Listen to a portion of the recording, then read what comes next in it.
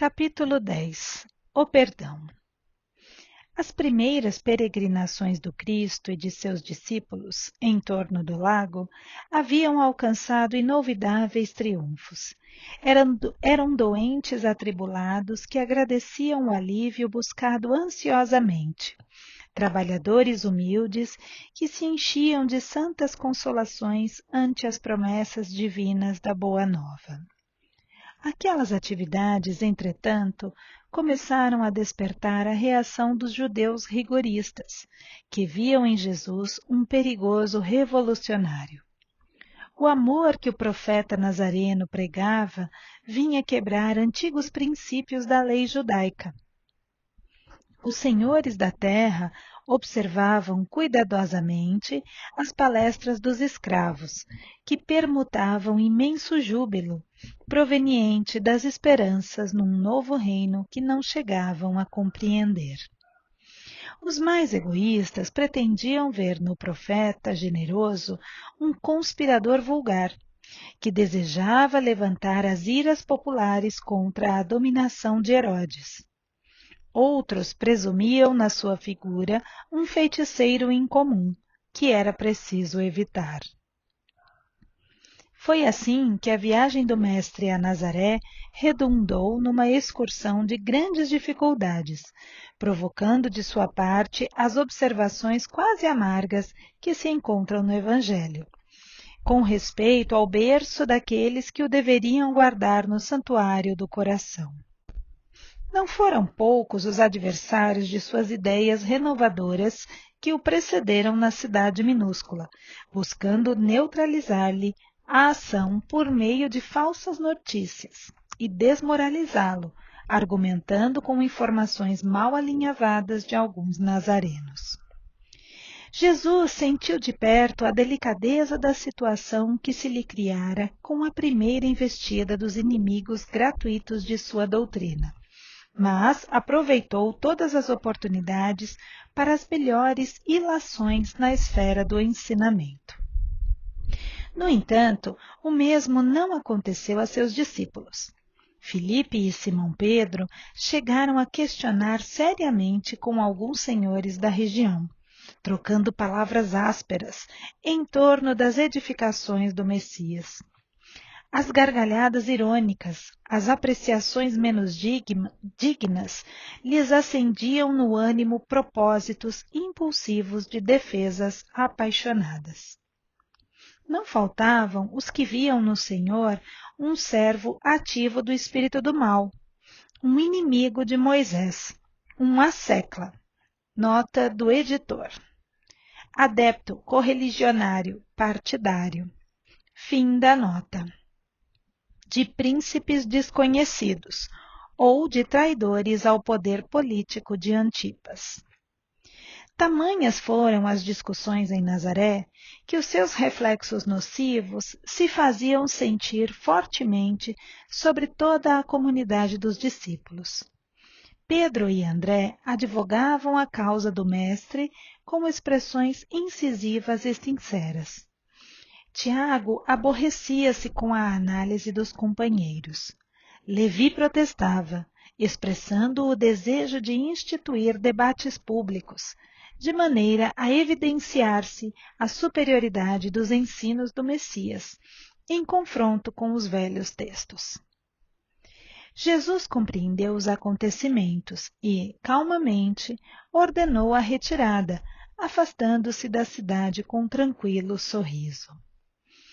Não obstante a determinação e apesar do regresso a Cafarnaum, a maioria dos apóstolos prosseguiu em discussão, estranhando que o mestre nada fizesse, reagindo contra as envenenadas insinuações a seu respeito. Daí a alguns dias, obedecendo às circunstâncias ocorrentes naquela situação, Pedro e Filipe procuraram avistar-se com o Senhor, ansiosos pela claridade dos seus ensinos. Mestre, chamaram-vos servo de Satanás e reagimos prontamente, dizia Pedro com sinceridade ingênua.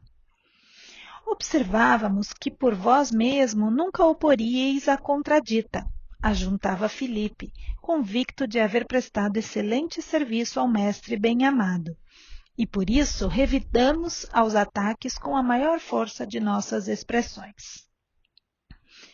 Não obstante o calor daquelas afirmativas, Jesus meditava com uma doce placidez no olhar profundo, enquanto os interlocutores o contemplavam, ansiando pela sua palavra de franqueza e de amor. Afinal, saindo de suas reflexões silenciosas, o mestre interrogou: Acaso poderemos colher uvas nos espinheiros?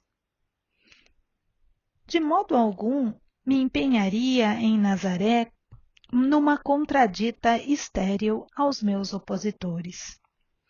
Contudo, procurei ensinar que a melhor réplica é sempre a do nosso próprio trabalho, do esforço útil que nos seja possível. Nesse particular, não deixei de operar na minha esfera de ação, de modo a produzir resultados à nossa excursão à cidade vizinha, tornando-a proveitosa, sem desdenhar as palavras construtivas no instante oportuno. De que serviriam as longas discussões públicas içadas de doestos? Nota do editor. Acusação desonrosa que se lança a outrem, descompostura, injúria, insulto. Fim da nota. E zombarias? Ao termo de todas elas, teríamos apenas menores probabilidades para o triunfo glorioso do amor e maiores motivos para a separatividade e odiosas dissensões. Só devemos dizer aquilo que o coração pode testificar mediante atos sinceros, porque, de outra forma, as afirmações são simples ruído sonoro de uma caixa vazia. Mestre, atalhou Filipe quase com mágoa. A verdade é que a maioria de quantos compareceram às pregações de Nazaré falavam mal de vós. Não será vaidade, porém, exigirmos que toda a gente faça de nossa personalidade elevado conceito? Interrogou Jesus com energia e serenidade. Nas ilusões que as criaturas da terra inventaram para sua própria vida, nem sempre constitui bom atestado da nossa conduta o falarem todos bem de nós, indistintamente. Agradar a todos é marchar pelo caminho largo, onde estão as mentiras da convenção. Servir a Deus é tarefa que deve estar acima de tudo e, por vezes, nesse serviço divino, é natural que desagrademos aos mesquinhos interesses humanos. Filipe, sabes de algum emissário de Deus que fosse bem apreciado no seu tempo? Todos os portadores da verdade do céu são incompreendidos de seus contemporâneos. Portanto, é indispensável consideremos que o conceito justo é respeitável, mas, antes dele, necessitamos obter a aprovação legítima da consciência, dentro de nossa lealdade para com Deus. Mestre, obtemperou Simão Pedro, a quem as explicações da hora calavam profundamente. Nos acontecimentos mais fortes da vida, não deveremos, então, utilizar as palavras enérgicas e justas? Em toda circunstância, convém naturalmente que se diga o necessário, porém, é também imprescindível que não se perca tempo. Deixando transparecer que as elucidações não lhe satisfaziam plenamente, perguntou Filipe: Senhor, vossos esclarecimentos são indiscutíveis. Entretanto, preciso acrescentar que alguns dos companheiros se revelaram insuportáveis nessa viagem a Nazaré. Uns me acusaram de brigão e desordeiro, outros de mal entendedor de vossos ensinamentos. Se os próprios irmãos da comunidade apresentam essas falhas, como há de ser o futuro do Evangelho? O mestre refletiu um momento e retrucou. Estas são perguntas que cada discípulo deve fazer a si mesmo. Todavia, com respeito à comunidade, Filipe, pelo que me compete esclarecer, cumpre-me perguntar-te se já edificaste o reino de Deus no íntimo do teu espírito. É verdade que ainda não, respondeu hesitante o apóstolo. De dentro dessa realidade, podes observar que, se o nosso colégio fosse constituído de irmãos perfeitos, teria deixado de ser irrepreensível pela adesão de um amigo que ainda não houvesse conquistado a divina edificação. Ambos os discípulos compreenderam e se puseram a meditar, enquanto o Cristo continuava. O que é indispensável é nunca perdermos de vista o nosso próprio trabalho, sabendo perdoar com verdadeira espontaneidade de coração. Se nos labores da vida um companheiro nos parece insuportável, é possível que também algumas vezes sejamos considerados assim.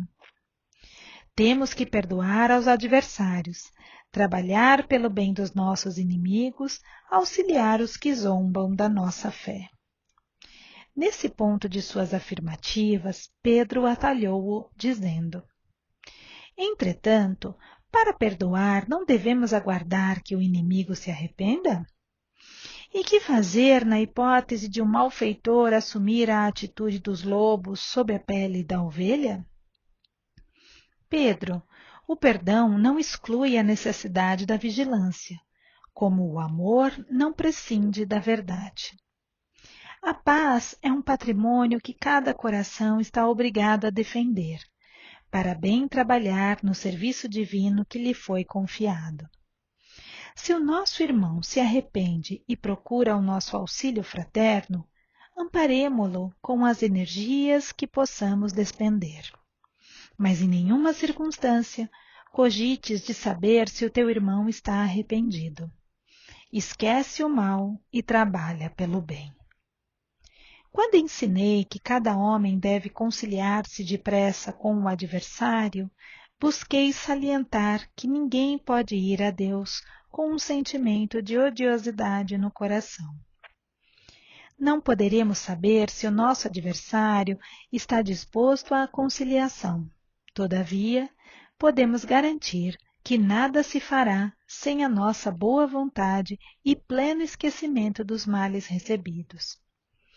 Se o irmão infeliz se arrepender, estejamos sempre dispostos a ampará-lo e, a todo momento, precisamos e devemos olvidar o mal. Foi quando, então, fez Simão Pedro a sua célebre pergunta. Senhor, quantas vezes pecará meu irmão contra mim, que lhe hei de perdoar? Será até 7 vezes? Jesus respondeu-lhe calmamente. Não te digo que até 7 vezes, mas até 70 vezes 7. Daí por diante, o mestre sempre aproveitou as menores oportunidades para ensinar a necessidade do perdão recíproco entre os homens na obra sublime da redenção. Acusado de feiticeiro, de servo de Satanás, de conspirador, Jesus demonstrou em todas as ocasiões o máximo de boa vontade para com os espíritos mais rasteiros de seu tempo.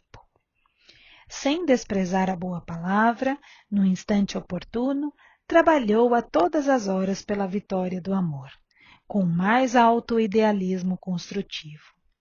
E no dia inesquecível do Calvário, em frente dos seus perseguidores e verdugos, revelando aos homens ser indispensável a imediata conciliação entre o espírito e a harmonia da vida, foram estas as suas últimas palavras. Pai, perdoa-lhes, porque não sabem o que fazem.